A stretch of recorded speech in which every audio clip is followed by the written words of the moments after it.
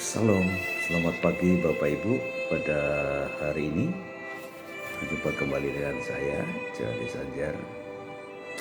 Kita akan membahas satu topik, ketakutanku adalah kegagalanku. Dalam Ayub pasal 3 ayat 25 berkata, karena yang kutakutkan itulah yang menimpa aku, dan yang kucemaskan itulah yang mendatangi aku. Takut itu bisa hinggap kepada semua orang. Takut itu dalam kamus bahasa Indonesia itu merasa gemetar, ngeri, menghadapi sesuatu yang dianggap akan mendatangkan bencana. Takut itu bisa diartikan juga tidak berani. Ketakutan dalam masalah terbesar dalam hidup manusia. Rasa takut berlebihan itu bisa menyebabkan fobia, yaitu kecemasan terus-menerus yang tidak realistis sebagai respon terhadap keadaan eksternal tertentu. Saudara-saudara, ada 3 macam ketakutan. Takut akan Tuhan, takut akan Tuhan itu posisinya cuma 10%. Kenapa seperti itu? Karena orang lebih sadar kehadiran setan daripada kehadiran Tuhan dalam hidup dia.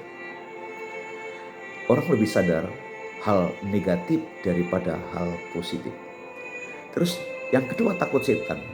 Sifatnya mengintimidasi, menekan, membuat kita tidak berdaya.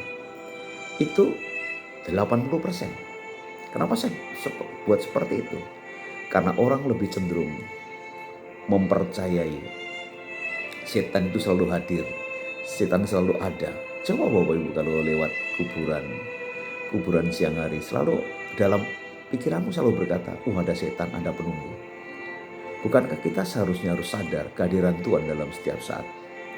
Kehadiran Tuhan dalam setiap saat atau takut akan Tuhan itu mendatangkan damai sejahtera.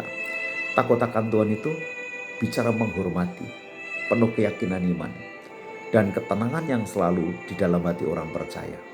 Nah, 10%-nya lagi takut kepada yang lain. Contoh takut ketinggian, takut tidak laku kawin, tidak takut gagal, takut miskin, dan sebagainya.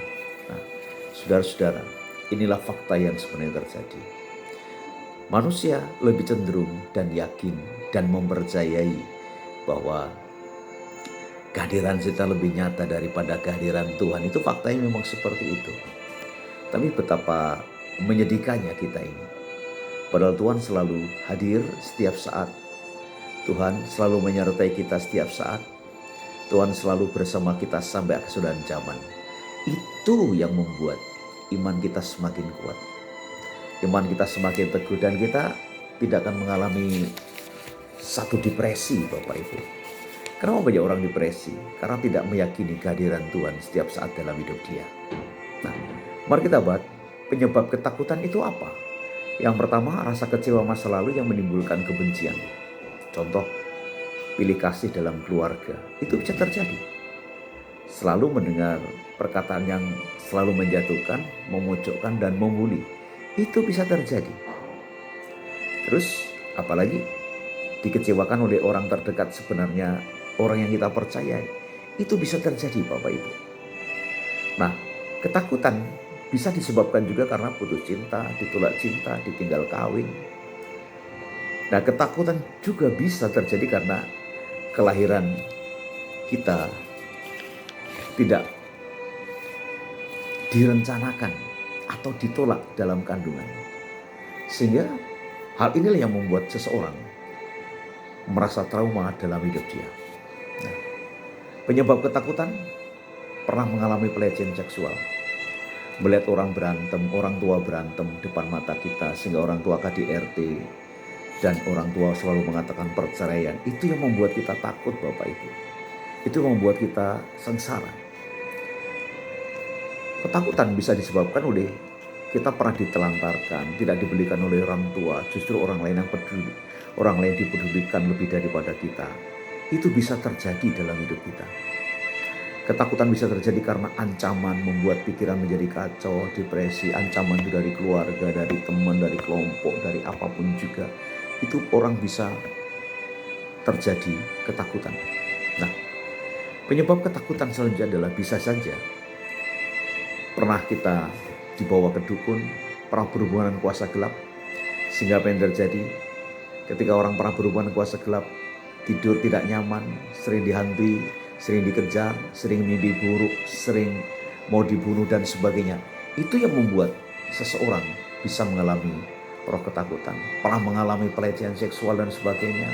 Mungkin pernah saudara mengganti namamu waktu kecil.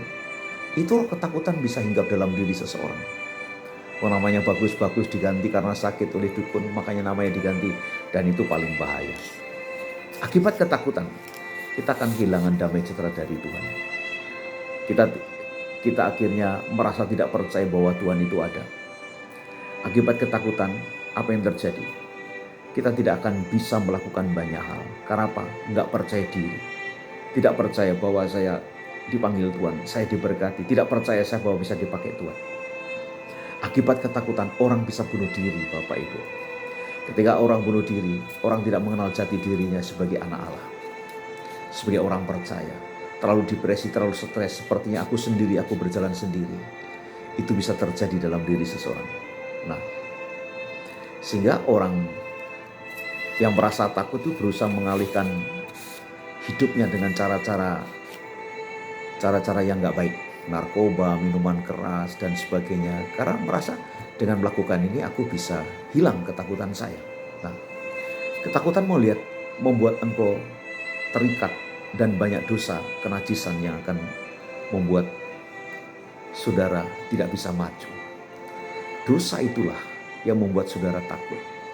Dan dosa itulah yang melahirkan terus dosa dan dosa dan dosa dan dosa. Nah, saudara, apa yang perlu kita buat supaya saudara tidak takut?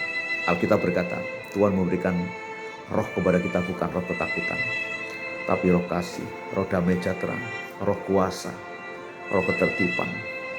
Izinkanlah Tuhan memimpin dirimu. Kalau Tuhan diizinkan memimpin dirimu, pasti bisa. Yang paling harus kita buat bertobat dengan sungguh-sungguh. Itu yang paling penting. Yang kedua, percayalah Tuhan bersamamu. Yang ketiga, engkau harus mengampuni. Dan yang keempat, paling penting, datangi hamba Tuhan dan minta didoakan oleh hamba Tuhan. Makanya, orang percaya rohnya lebih besar daripada roh dunia ini. Kiranya pagi hari ini Bapak Ibu, jangan takut. Takut adalah bagian emosimu, tapi kalau sudah dikuasai ketakutan, itu bukan bagian emosi lagi, tapi sebuah keterikatan. Jadi pagi ini dengarkan baik. Kasih Tuhan bersamamu, Tuhan Yesus bersamamu. Selamat hari Minggu, Tuhan Yesus memberkati. God bless you.